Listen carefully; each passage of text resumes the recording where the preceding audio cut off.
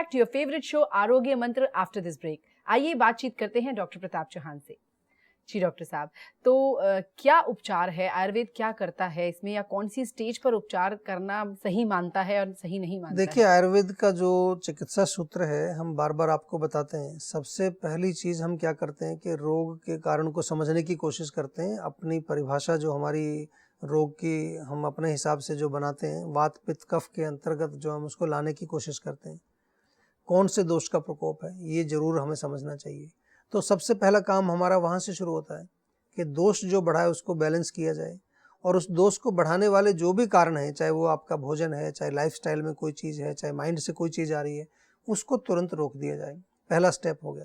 दूसरी चीज़, जिस संस्थान में आपका रोग है, जिस सिस्टम के अंदर आपका रोग है, जिस ऑर्गन के अंदर आपका रोग है, उस ऑर्गन को शक्तिशाली बनाने के लिए, उसकी जो है ताकत बढ़ाने के लिए, अगर हार्ट में प्रॉब्लम है तो हार्ट की शक्ति बढ़ानी है, लिवर में प्रॉब्लम है तो लिवर की शक्ति बढ़ानी है, पेट में प्रॉब्लम है तो पेट की शक्ति बढ़ानी है, उसको मजबूत करने के लिए दवाइयाँ दी जाती हैं।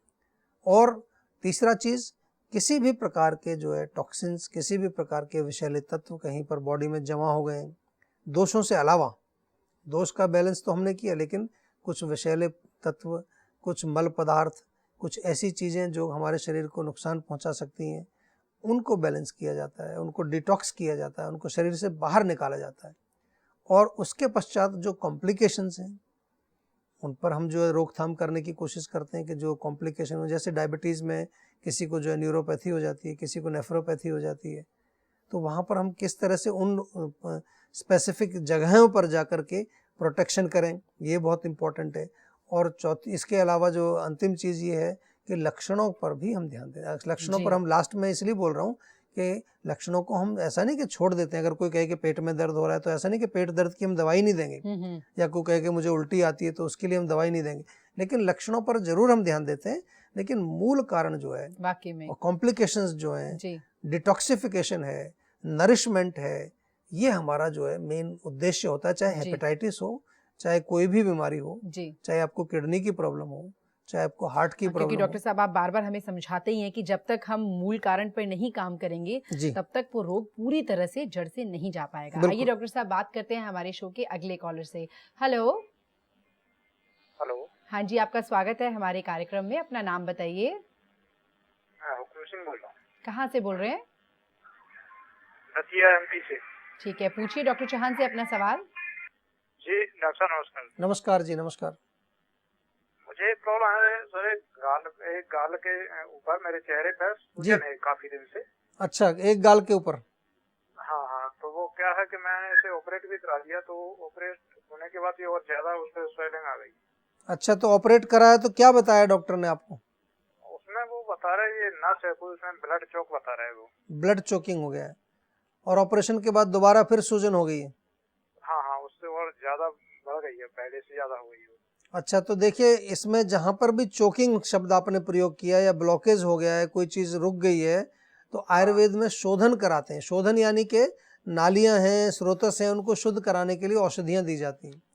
अच्छी औषधियाँ होती हैं, बहुत अच्छी औषधि हैं। आपने नाम सुना होगा, अगर आप चाहें तो थोड़ा सा आप शुरू भी कर सकते हैं। दशमूल का काढ़ा, दशमूल का काढ़ा आपको मिल जाएगा, वो तो आप लेना शुरू करिए कम से कम अभी फिलहाल, है उससे जो है।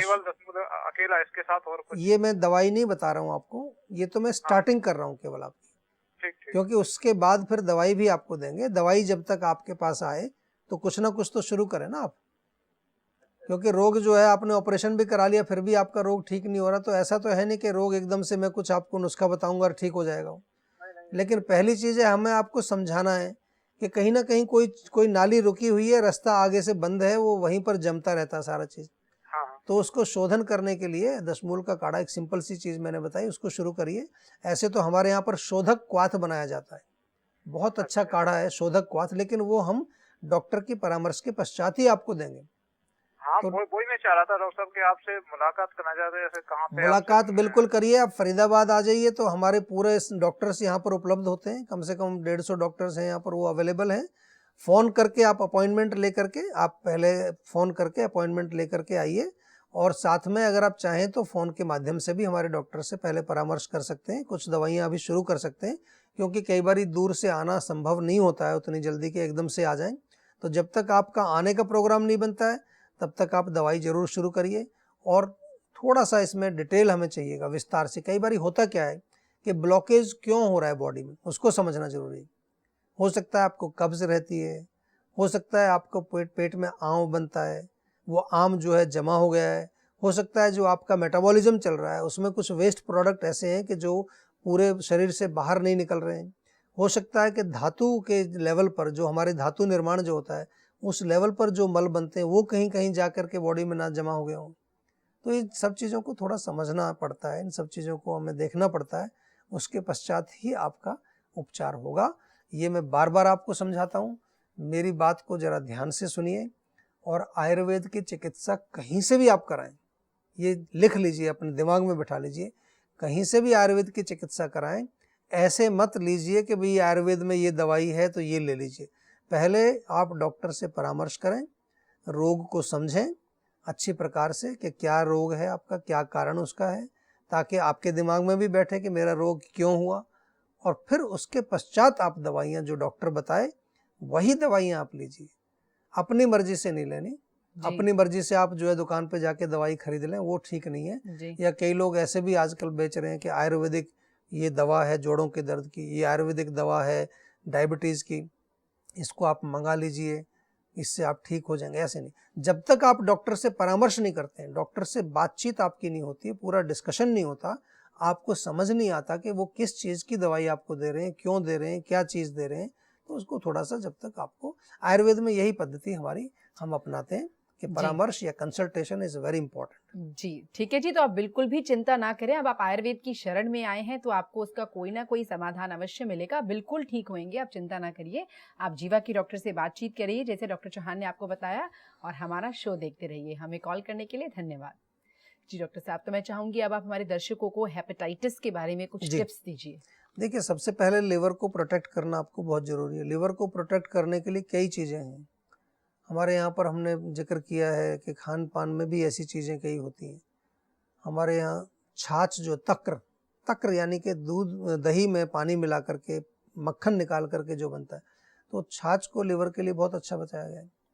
उसमें थोड़ी सी हल्दी मिला करके आप पिएं तो बहुत फ़ायदा करती है। गिलोय बहुत अच्छी है, गिलोय का सेवन आप कर सकते हैं। गिलोय की लकड़ी, गिलोय की बेल आमतौर पर मिलती है, उसको कूट करके काढ़ा बना के आप सेवन कर सकते हैं। दवाइयों में तो गिलोय का सत्व बना करके हम दिया करते हैं। ताज़ा घृत कुमारी आपको मिले, एलोवेरा का जूस भी आजकल मिलता है, उसको आप सेवन कर सकते हैं। तो ये चीज़ें हैं कि लिवर को अच्छा रखने के लिए, उसको बढ़िया स्वस्थ रखने के लिए, लेकिन चिकित्सा हेपेटाइटिस की प्रॉपर आयुर्वेदिक दवाइयों के द्वारा ही की जाती है। जी डॉक्टर साहब, वाकई में आपने बहुत ही अच्छे से विस्तार में हेपेटाइटिस के बारे में समझाया। मैं वाकई में खुद नहीं जानती थी इस रोग के बारे में इस शो से पहले, और मैं काफ़ी कुछ जान गई हूँ। Thank you so much doctor साहब, हमारे शो में आए, हमारे कार्यक्रम में आए, इतनी अच्छी बातें बताई, धन्यवाद। शुक्रिया। तो दोस्तों देखो, घूम फिरकर हम बार बार आपसे वही बात करते हैं कि जब तक आप अपना आहार विहार ठीक नहीं करेंगे, अपनी दिनचर्या ठीक नहीं करेंगे, तब तक आज नहीं तो कल, कल नहीं तो परसों कोई ना कोई रोग आपके शरीर में दस्तक जरूर देगा। लेकिन हम तो ये चाहते हैं कि आप हमेशा रोग मुक्त रहें। उसके लिए आपको आयुर्वेद को समझना होगा, अपने रोग को समझना होगा, और हमें कॉल करना होगा। हमारा नंबर है 012940404004। हमारा ईमेल एड्रेस है info@jiva.com। हमारी वेबसाइट www.jiva.com। आप हमें फेसबुक पर फॉलो कर सकते हैं या जीवा की मैगजीन परमायु को भी सब्सक्राइब कर सकते हैं। तो आज की आयुर्वेद की पाठशाला में केवल इतना ही। अब हम आपके सामने हाजिर होंगे एक और नया पाठ लेके, एक और नया विषय लेके। तब तक के लिए नमस्कार।